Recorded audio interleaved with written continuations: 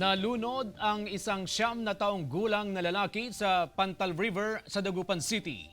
Narito ang report. Pangarap ng 9 gulang na si John Aiki Boyonas na maging pulis pero hindi na ito matutupad.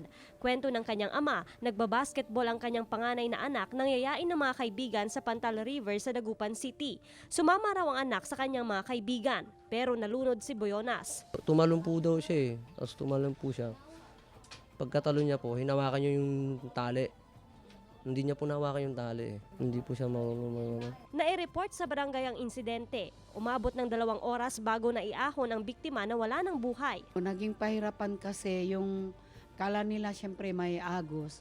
Banda doon pa yung mga Coast Guard. Nung hindi nila mahanap, hinanap na namin yung talagang marunong na sumisid.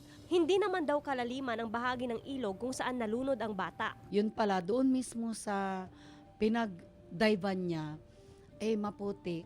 Parang bumaon yung ulo niya doon. Patuloy ang paalala ng barangay sa mga magulang para maiwasan ang kaparehong insidente. Kasama si Wilson C. Ako si Joanne Punsoy, naghahatid ng Balitang Amyanan.